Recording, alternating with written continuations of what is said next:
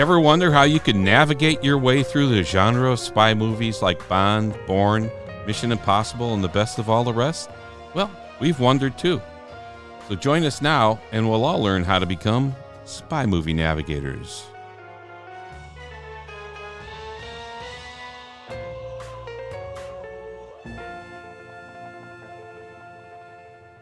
This is Dan Silvestri. And Tom Pizzato. At SpyMovieNavigator.com, the worldwide community of spy movie fans. Spy movie podcasts, videos, discussions, and more. We're big spy movie fans, and when we look online, we see a bunch of sites dedicated to James Bond and not much else. I mean, we're Bond fans. That's great. Yeah, and for me, it's really frustrating because there are hundreds of spy movies out there that have been made, but how are they interrelated? There's not a lot on the net that we can find that. What are the origins of the movies? Mm-hmm. Can we find scenes and themes in other spy movies that are in the one that we might be watching this evening?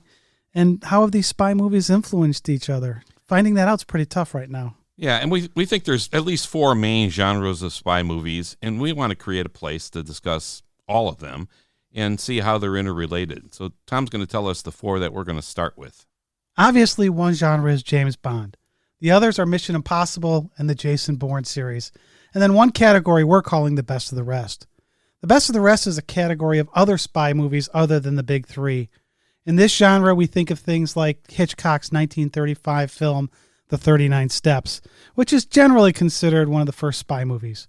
In 1962, The Spy Who Came In From the Cold, to more modern films like 2011's Tinker Tailor Soldier Spy, and even Atomic Blonde, which they're making Atomic Blonde 2 of, American Assassin, and Red Sparrow. And these later ones are spy movies that became a lot more bloody and gory than what we'd had to date. Tom, you mentioned The 39 Steps. In that film, for instance, you see for the first time a helicopter pursuing a target. Now, the helicopter is this tiny little thing, looks like it was built with a kid's erector set, but it's there. It's the first time that a helicopter is actually pursuing a target. Of course, we're going to see a lot of this in more spy movies to come, including From Russia with Love, The Spy Who Loved Me, Spectre, Mission Impossible 1, even Mission Impossible Fallout, and others. There are dozens of great spy movies like this that fall into this category, the best of the rest. We'll pick out what we think are the best and what we think have impacted other spy movies in subtle ways and in more sophisticated ways. And we want your participation. You know, Dan just said we'll pick out. We'd love to hear your voices on this too. So one of the things we're trying to do is build a worldwide community of spy movie fans. Maybe you're a Bourne fan and are just so-so on Bond, or you really like Bond and Mission Impossible but not Bourne. Or maybe you like some of the other spy movies from the other genres or from outside of the 3 main genres. So we're going to start with the first 4 genres, and we'll cover over 50 films.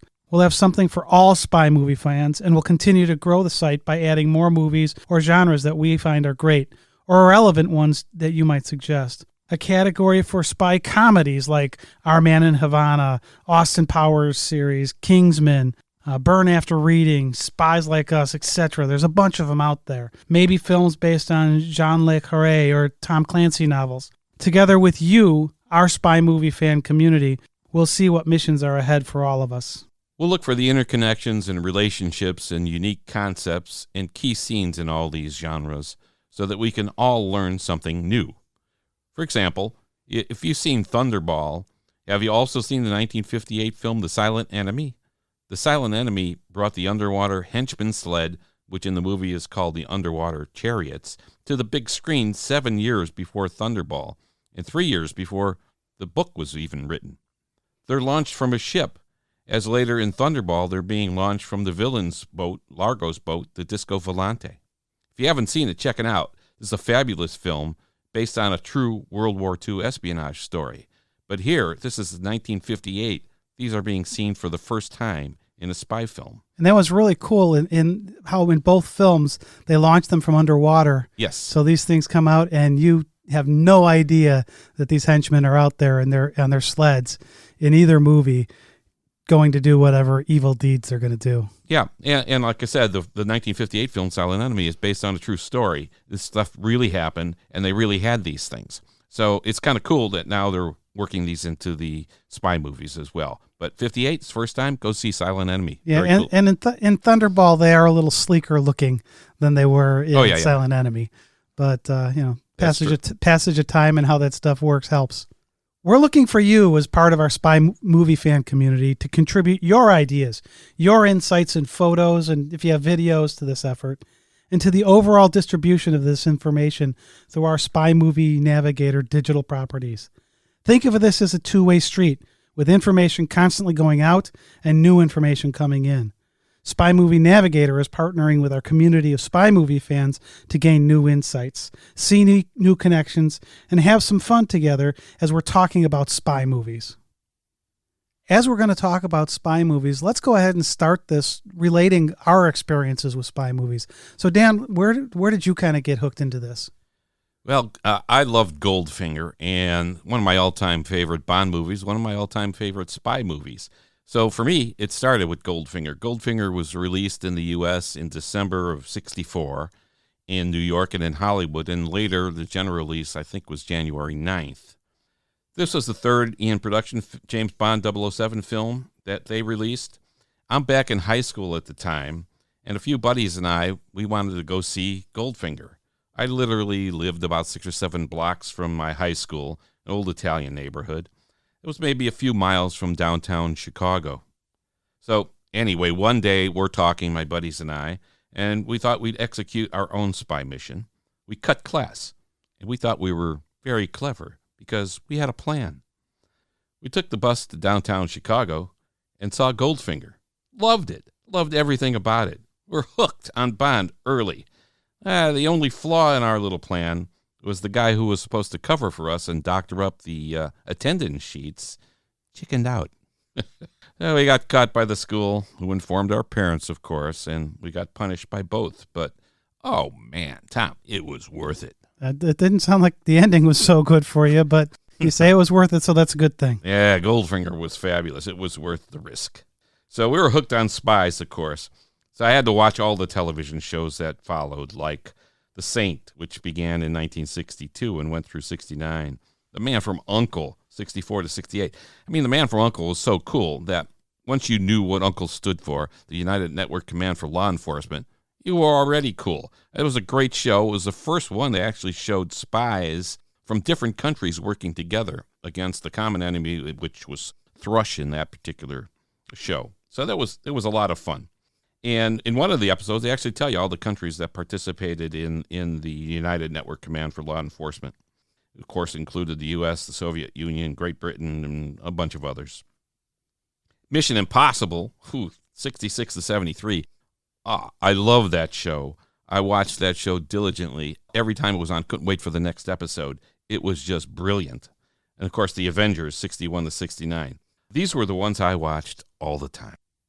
And, of course, you mentioned The Saint and the Avengers. So The Saint had Roger Moore starring in it.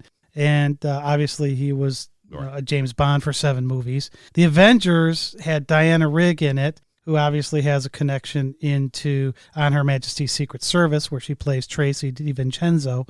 Also, Honor Blackman was in the Avengers as well, and she obviously was Pussy Galore in Goldfinger. So, Tom, how did your passion for spy movie stuff start? Well, Dan, for me, I was 2 when Goldfinger came out. Sorry.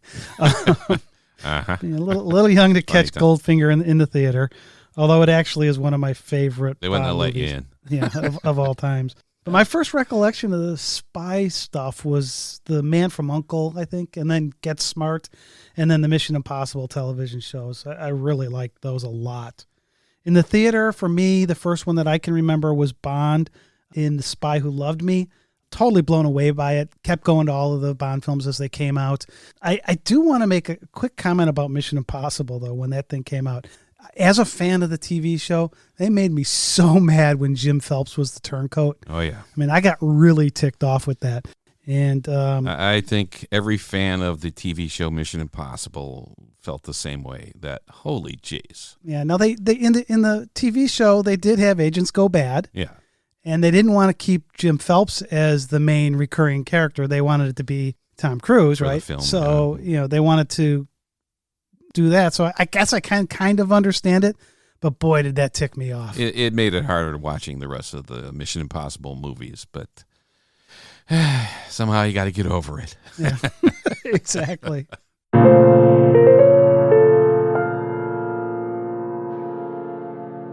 Bond in the 60s was dominant.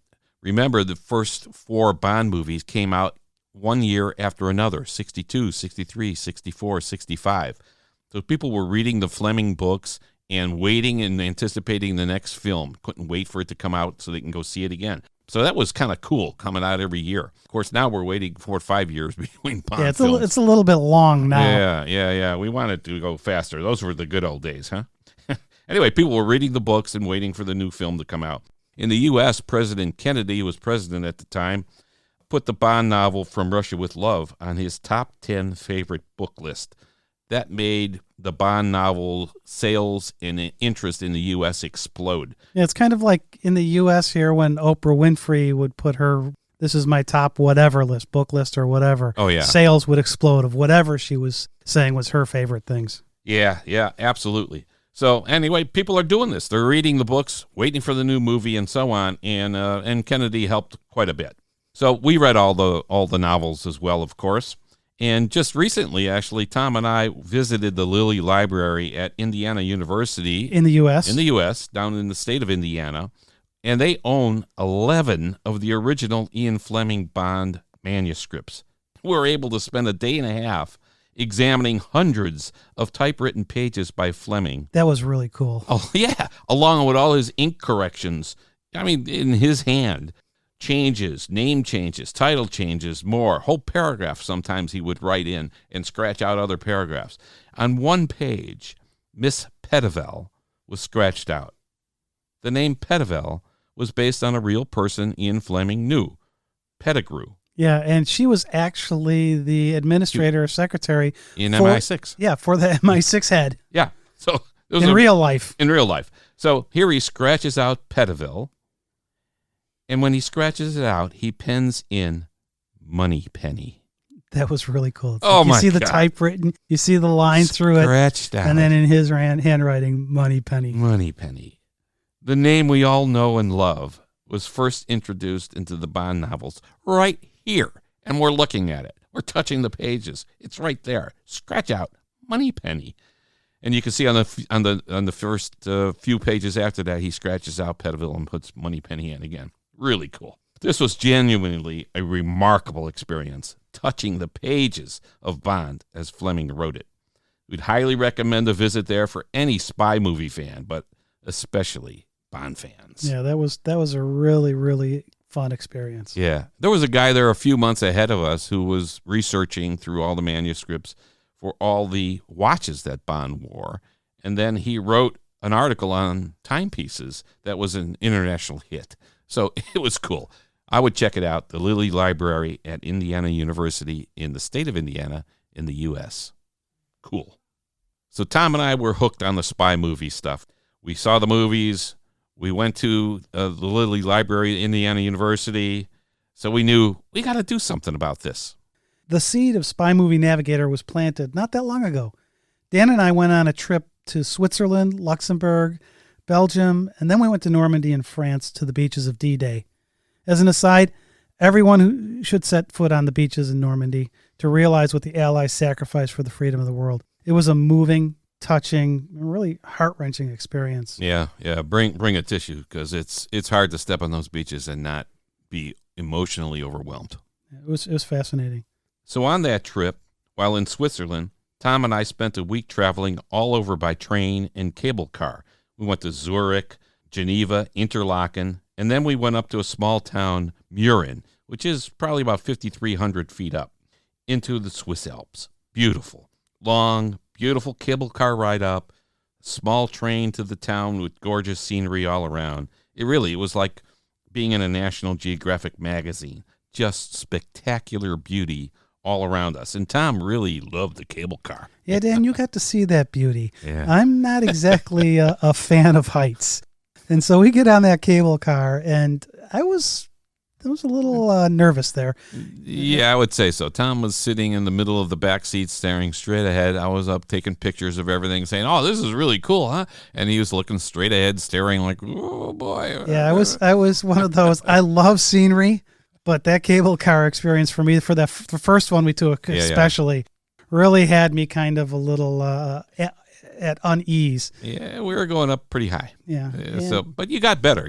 I did get better, because we took a lot of cable cars. We took a lot of cable cars, but that was one of those, being a guy from Chicago where everything's flat, to get up into something like a cable car, not something I'd really experienced at any size before. Yeah. So Tom missed some of the beauty of the area because he was staring straight ahead in the cable car. But all around were these beautiful little towns: Lauterbrunnen, Grindelwald, Trommelbach Falls, Schildhorn. Yeah, that's what you told me. I said, look at that, Tom. Well, we are now close to some of the action from On Her Majesty's Secret Service, the 1969 James Bond film, of course, the sixth Ian production James Bond 007 movie. The car chase, where Tracy drives her red 69 Mercury Cougar XR7, which is a cool car, which, by the way, Tom and I saw at the Bond in Motion exhibit in London. Oh, what a great exhibit that was. You got to go there. We'll talk about that in another podcast. But here she is driving the Mercury Cougar with Bond as the passenger, and she's driving it through the stock car race on ice and snow. Yeah, getting amazing traction out of that car on ice and snow. Yeah, right. Actually, Diana Rigg actually drove the car for a couple of the scenes. She wanted to. There was a stunt person doing some of the other driving, of course. But yeah, so she's getting... I like it when the stars actually do their stunts. I mean, that's one of the cool things about Mission Impossible. Yeah, it is. It's great. So, and here she was doing some of it herself. But anyway, she's driving the car in the stock car race, which was a great scene. And she's trying to escape Blofeld's henchmen, of course.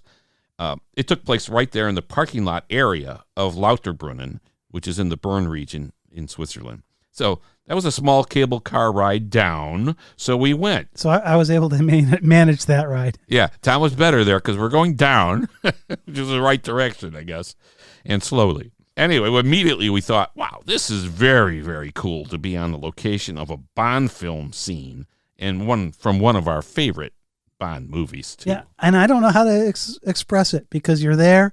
It's like, I saw that in the movie. Yeah. It looks a little different now. Sure. But this is where they actually filmed that. Yeah. There is something just fun about being right on the location of the film where they filmed it. It's just something fun about it.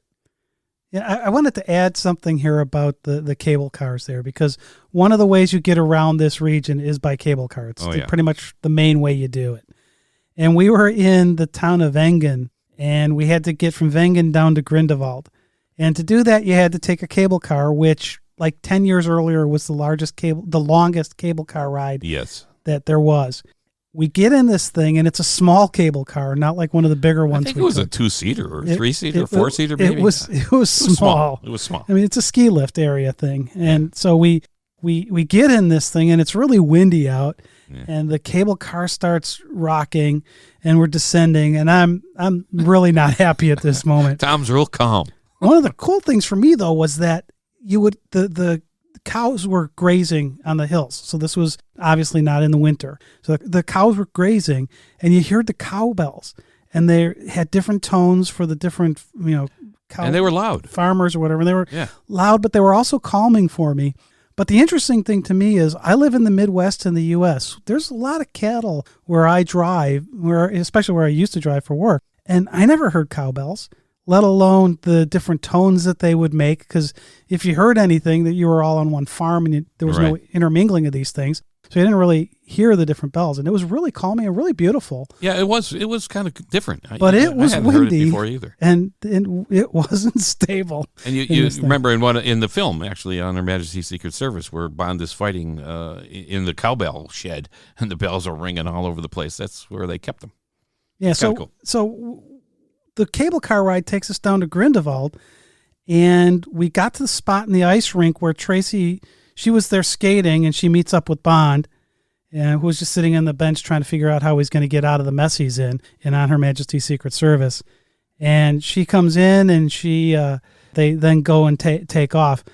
But when we got down there, they ended up closing the cable car because it was too windy. It was a little too dangerous. We're the last car they let through. I mean, it was really Bond-like. I mean, we just barely made it. Which made Tom look forward to the next cable car. The next cable car. I think we actually took a train from Grindelwald back to Lauterbrunnen. That was good. So we made it back up the Murin, but we were only going to be in Murin for 2 days. We stayed at the Eiger Hotel, which was really a beautiful hotel, beautiful views, great restaurant, nice little bar. Sitting on the patio of the room, looking out at the mountains, Gorgeous. Not in a cable car, just looking out there. It was absolutely fantastic. It was. The views were fabulous, and the people running the place were just terrific too. So we found out actually that some of the actors and the crew hung around there during the filming of On Her Majesty's Secret Service, and they had cocktails there, and they gambled a bit, playing cards with each other and so on. Apparently, Telly Savalas liked winning, so that was cool. So of course we had to dine there and sit at the bar and have a few cocktails too. Yeah, just a few. Just to get into the mood of the actors and the crew that were there too. So that was fun. The lift was closed though. That went up to Schilthorn due to bad weather. Now, well, really, that's the way you get to Schilthorn is from Murin, right? That's where you catch the cable car to get up there. So we want to do that. Of course, Schilthorn is where Piz Gloria is, which was the main scene in the Blofeld's headquarters in On Her Majesty's Secret Service, where he theoretically had his allergy research institute, but where he's really brainwashing women who'll deliver a deadly virus to the world. So we wanted to get up there, and it was closed. Yeah, that really was not a fun thing. So we were disappointed that it was inaccessible, but we watched around the clock when it might open again. Fortunately, they had monitors in the hotel lobby that tracked the status of all of the cable lifts. And in the morning, it was open, and we were able to go up to Piz Gloria at Schilthorn. This was another 4,000 to 5,000 feet up? Yeah. Something like that. Yeah, and another cable car. And when you're looking down and the cable car is going up, I mean, it's gorgeous, it's beautiful, it's fabulous. There's thousands of feet below. Yeah, well, you looked down, I looked straight into the mountain. But this was the biggest cable car we were on, so it was more stable feeling as we were doing this. But when we got up there, we're where a lot of the action took place in On Her Majesty's Secret Service. We had Blofeld's headquarters there, that outdoor section where the women were curling. And then when Bond tried it and he slipped. And later when he slides as he's shooting Blofeld's henchmen during the assault on Piz Gloria by Bond and Draco. Inside, Bond walks up the steps with the gold, ornate metalwork, making a barrier to the stairway as he ascends. We were right there. We were there, and that metalwork is still there. Yeah, exactly like that. So for me, I was hooked. From this moment, we were like, if we like this, I bet there are a lot of people around the world who are spy movie fans who would love to be here. And here we were. Here we were, man. This was so cool. Right? One of the top 10 Bond filming locations in the world. Yes. We're standing there looking out. So as the wheels turned on the cable car ride back down, they also started turning for SpyMovieNavigator. Hook, line, and sinker. We're going to do something with spy movies. The next summer, I went to Prague to visit my daughter, who was on a study abroad program, and of course had to head to Charles Bridge. Plenty was filmed here for Mission Impossible 1 and Bourne Identity 2002, and some Bond stuff too. So I got a picture of the Charles Bridge standing in the exact location the cameraman was in for Mission Impossible 1 shot. It was very cool. You're saying you were in the exact location? Yeah, I like that. And when I went to Scotland with my wife, we went and saw the Eileen Donan castle. Yes. And she thought I was nuts because we drive up there and she goes, okay, take your picture. And I'm looking at it going like, yeah, but this isn't exactly what it looked like in the movie. Not good enough. And so we've kind of poked around and found out that shot was actually taken from a parking area up on top of the hill that you had to drive about a half mile to get to.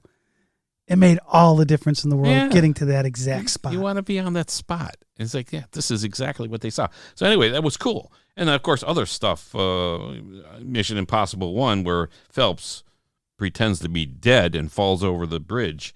That's in there too. So of course, I had to go to her.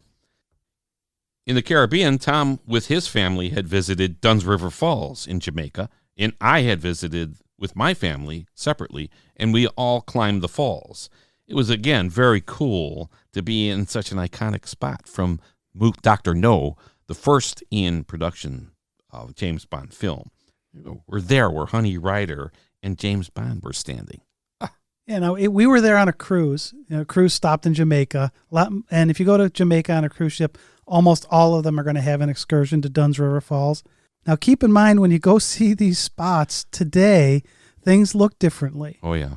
And where it's nice and quiet and secluded feeling in the movie, today it's kind of a touristy area, as a lot of these Bond filming locations are. In fact, I was listening to one of the James Bond radio podcasts, and they were talking to Alan Tompkins, and he was mentioning that from when they filmed it to where it was like 25 years later when he went back, he said it was pretty much night and day because of what happened with all the tourism. Oh, it's crowded now. There's hundreds of people there now when you're climbing the falls and so on. I mean, it's not going to look like the 2-3 people standing there in the movie, but it's still a cool place. I would still go, and we talk a lot more about that in our Dr. No podcast, so check that one out too.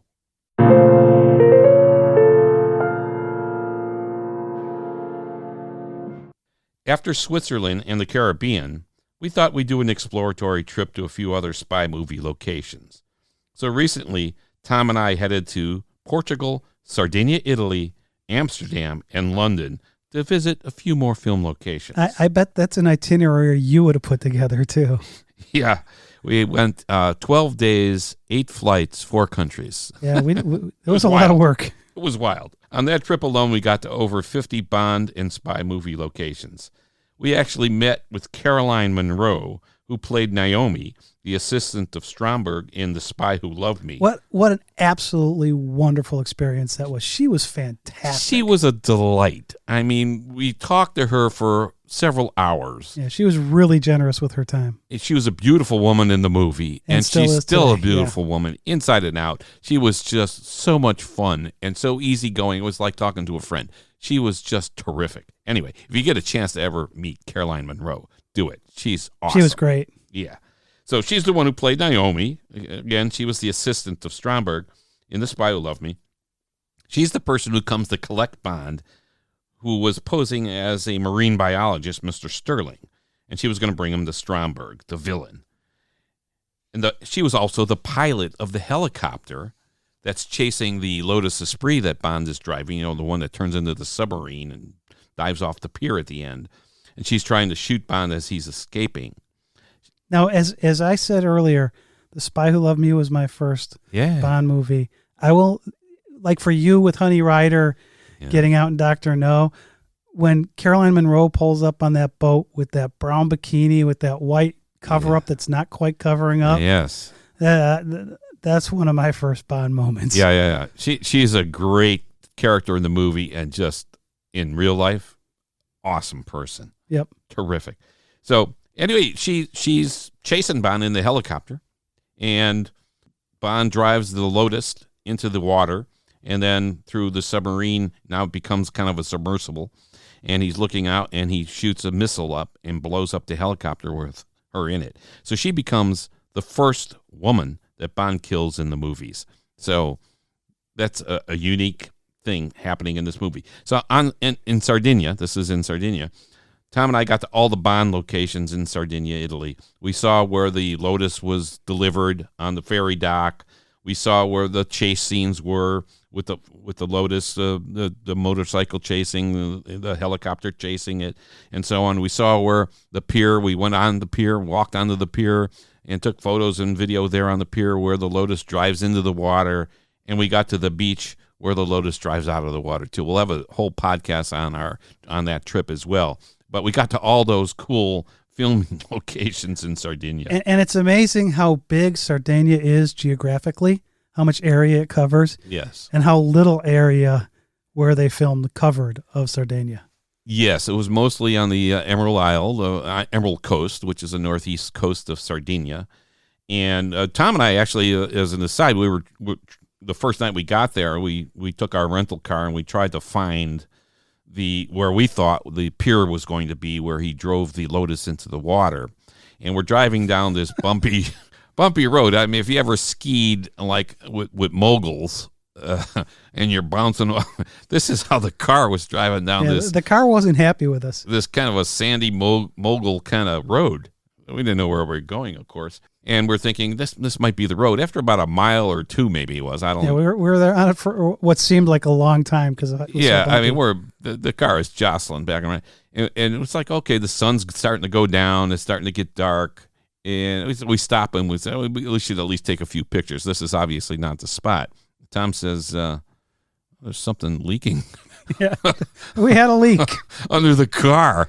And I'm thinking, oh, geez. And son of a gun, there was a little puddle of clear liquid there. So we turned the ignition thing on again. And sure enough, one of the idiot lights is on. We're like, what the hell is that? So we get the book out. Of course, it's all in Italian.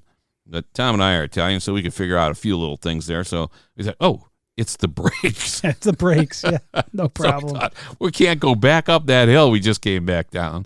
And we just came down because it'll never make it up that hill. So we had to continue.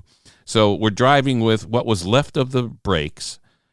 So a foot hovering over the brake pedal, one hand on the emergency brake.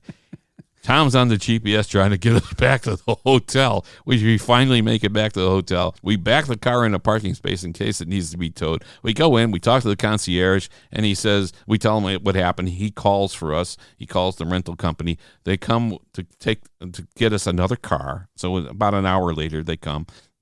A guy shows up driving the car that we're going to take.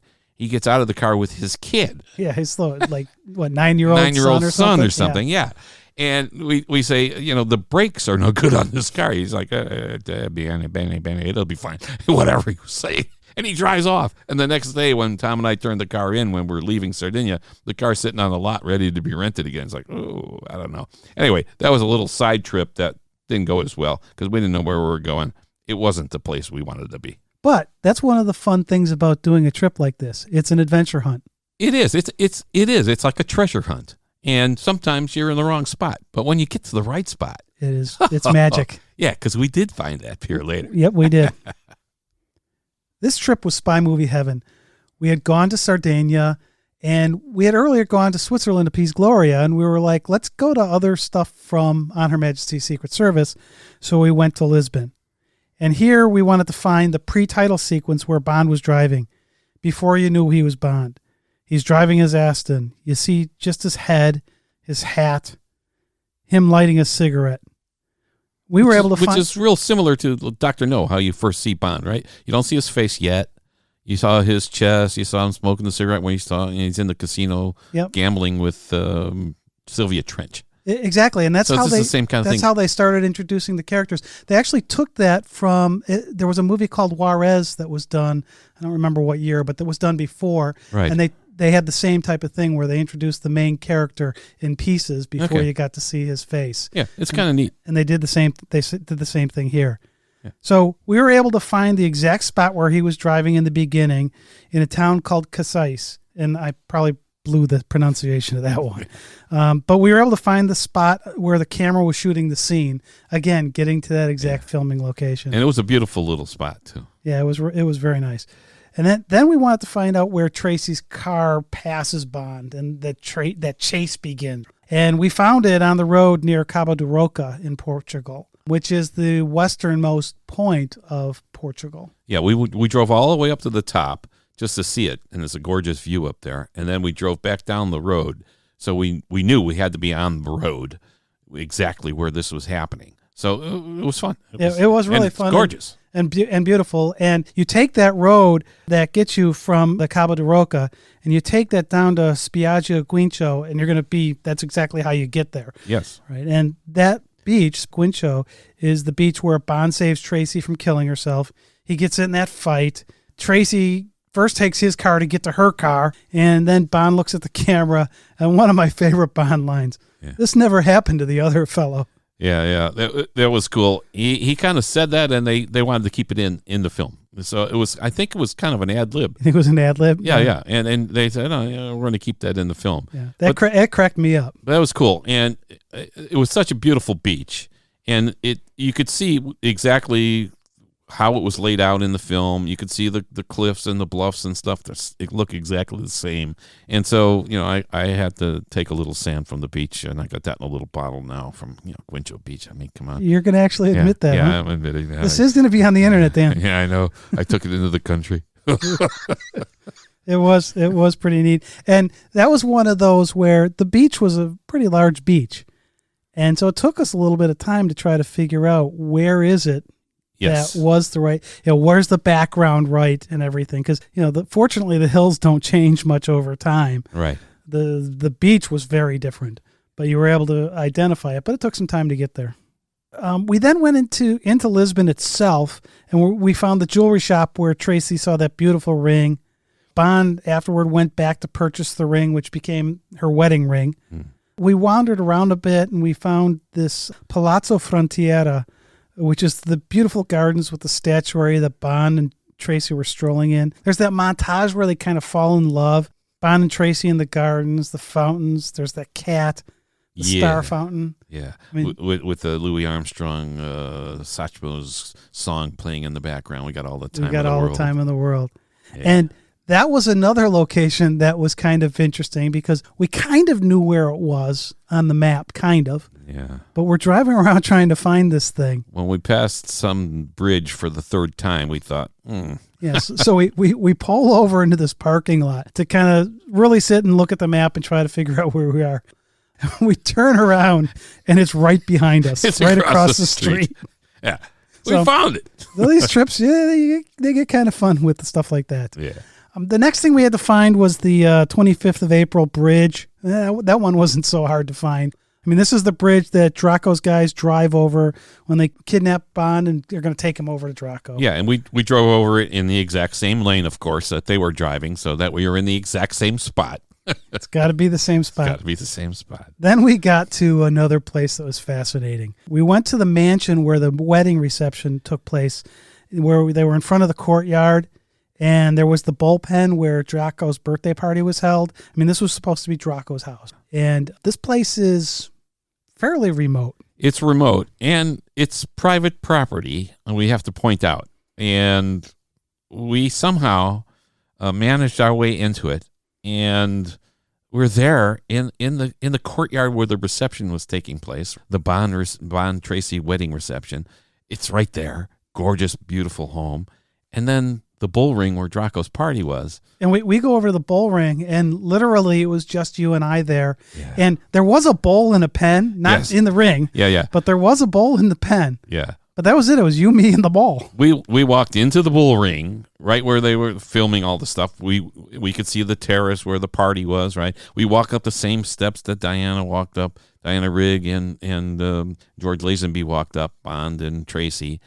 We were right up on the deck where the party was taking place, standing right where Bond's table was, looking down into the bull ring. It was one of my favorite locations of any of the ones we've been to so far. Yeah, that was a fun one. That was a great one. Yeah. Now we had the bowl ring, which is where Draco's birthday party was. The mansion, which we mentioned first, because that's where we actually went to first, Yes. is actually where the wedding reception is. And when they leave the wedding reception, they go off driving.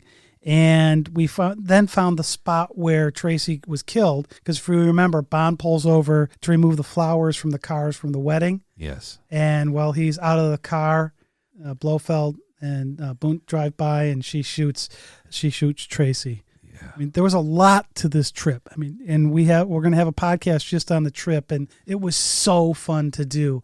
And this was a trip that was 100% dedicated to going to spy movie locations, unlike some of the other trips we did. Right.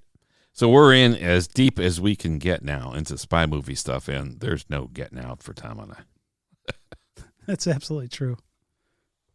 So we started SpyMovieNavigator.com and our social media digital properties to reach out to the worldwide community of spy movie fans, to create a place to congregate, discuss, gain, and contribute insights, share photos, videos, and more.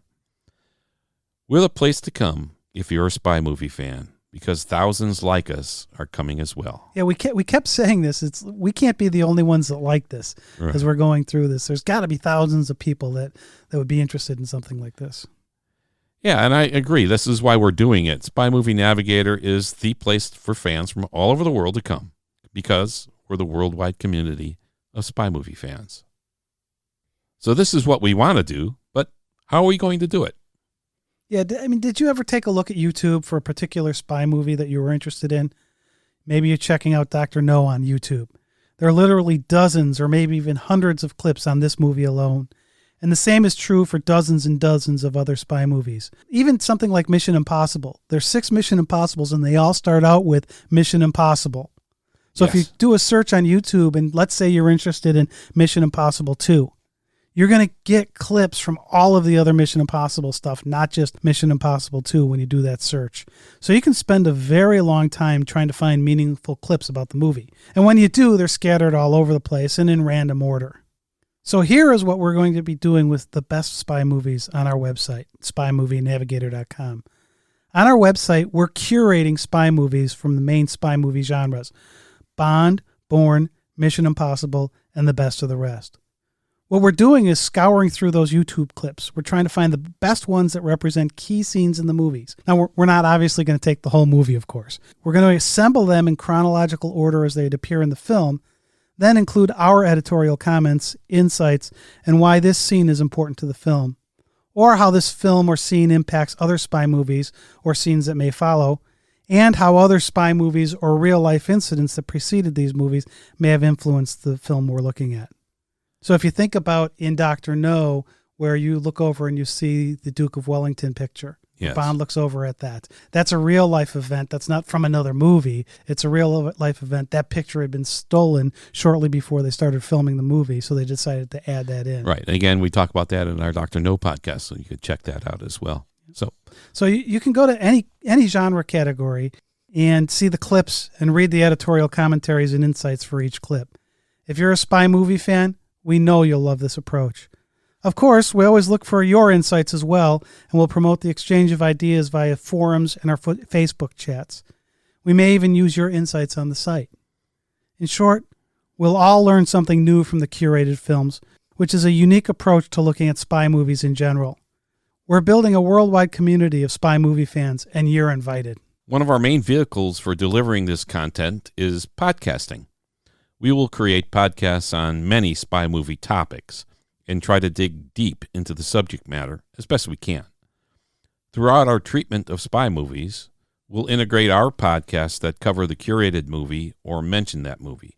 For example, the Dr. No podcast is an expansion of the written curated section on the website for the film. We'll have podcasts on all of the curated films, as well as podcasts on many spy movie topics that will cover multiple films at the same time, like chase scenes in spy movies, train scenes in spy movies, how real-life events find their way into these movies, how one has influenced others, why maybe Mission Impossible might challenge Bond for dominance, podcasts of our trips to spy movie locations. We'll have interviews with authors and movie personnel and dozens more topics. We will interrelate within each podcast how other spy movies may have influenced the scene, or where an idea that we see here may have come from in another spy movie, or how this particular spy movie will influence future spy movies. We will weave a unique story and try to offer some new insights into specific scenes or movies as we examine each. And now one of the benefits of the podcast format is that you'll be able to download them so you can have a mobile listening experience as well. You can listen on the go. Yeah, listen on the go. Cool. We have 100 ideas maybe right now, some completed already and others that are in the works. But we're constantly developing relationships with people in the industry so that we could bring you the best. As we mentioned at the beginning of this podcast, and we can't stress this enough, we will look for your suggestions, your guidance, and most importantly, your contributions and insights on an ongoing basis. After all, we are a community. One big area of interest for Dan and me are filming locations, as you've probably gotten from this podcast to this point. I mean, going to a place where they film scenes from movies and trying to figure out exactly where the camera and actors were standing is magical to us. We have a lot of fun trying to determine that exact spot. I used to joke with Dan when we get to a site, if we can get within a couple square meters of where they filmed it, we're fine. No. But over time, No. as we've done this more, there really is a thrill in trying to get to that exact spot. As I mentioned before, the thing with the Eileen Donan Castle in Scotland, that was really used in The World Is Not Enough. And I really had to find where that camera was sitting. We had to drive up that hill to that parking location to see the castle, as you could see it in the film. And my wife thought I was absolutely nuts, but it made all the difference to me. Yeah, I mean, remember in Sardinia, Tom, when we were looking, we spent 2 hours locating the scene in the Spy Who Loved Me, the Bond film, The Spy Who Loved Me, where the motorcycle starts to chase Bond and the Russian agent XXX as he's driving his Lotus Esprit. And we found it and verified it by having the movie with us on our Microsoft Surface. And remember, we saw the street where the Lotus comes into the square and then exits the square. And in the movie, the building that was a visual anchor for us had a balcony on it, but the building now did not have a balcony on it. So we thought, this is weird. So we walked up to the building and saw where the beams had been removed that were holding up the balcony. So we were there. Yeah, and this is an example of how things change over time from when something was shot. And so some of this does take a little bit of time. It's like, this really feels like this is the right space, but it looked a little different. Yeah. And then we were able to figure out why. Yeah, and it's cool. So if you haven't visited any spy movie film locations yet, we strongly encourage you to give it a try. And to help you with this, we're going to have a section on the website with videos and photos that we've taken at these sites, and we hope that you'll share some of yours with all of us as well when you visit these sites. So let's delve deeper into the video photo section of the site. We'll link to actual film location scenes that we visited and are associated with particular spy films. And you can see what these locations look like now versus what they look like when the movie was filmed. There's something absolutely fun about being on these actual film locations for these spy movies. And we've visited about 100 of these filming locations so far throughout the world. Tom and I take specific trips to go to spy movie film locations, and you can as well. Or you could add on a side trip when you're on a vacation or a business trip somewhere in the world to visit some spy movie locations that may be right where you're visiting. We know a big Bond fan who travels all over the world, tells his wife, hey, we should go to Sardinia, Italy. It's beautiful there. And then when they get there, he says, oh, by the way, there's like 4 or 5 Bond sites I want to go visit while I'm here. And Tom did the same thing in Scotland with his wife, as he told you about earlier. So it's fun. Just get there, go out, do something. So we're going to try to help you do that as well. Spy Movie Navigator will present videos on our YouTube channel and on our website dealing with spy movie locations, what they look like now, what scenes were filmed there, some podcast videos, and a variety of other videos as well. We'll continue to present interesting information in unique ways and unique information in new ways. Since we love heading out on trips to spy movie filming locations, we'll also have a section on filming location tours. We will help you get to these locations around the world. To aid you, we'll be partnering with tour organizations in different parts of the world. So when you, our community of listeners and readers, want to go on some spy movie location tours, you'll be able to. We are even planning to organize a super tour of our own. So let us know what we should include in that.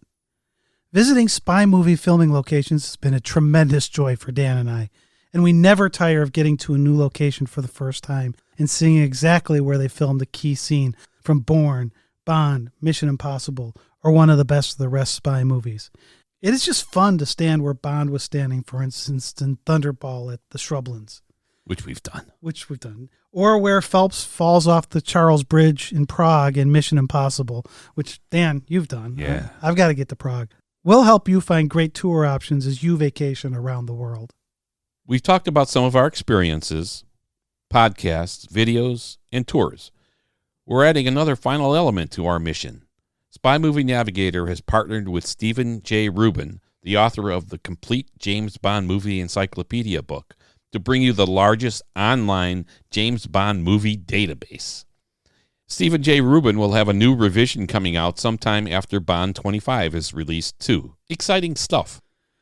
We will also add additional spy movie information to the database as well, meaning information from different spy movies. And you can search for all kinds of things spy movie related online at our main website, SpyMovieNavigator.com. This alone is pretty cool and will be a ton of fun for spy movie fans.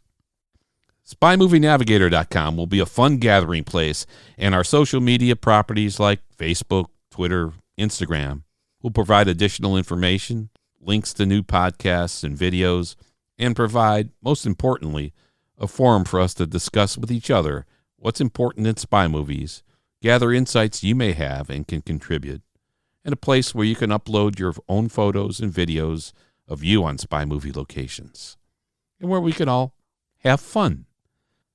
Thanks for listening. We appreciate it very much. This is Dan Silvestri And Tom Pizzato. at SpyMovieNavigator.com, the worldwide community of spy movie fans. Spy movie podcasts, videos, discussions, and more. Please continue to come back, download our podcasts, watch the videos, read our genre content, and give us your feedback, insights, and info that you can contribute to grow the knowledge base and fun for all of us spy movie fans.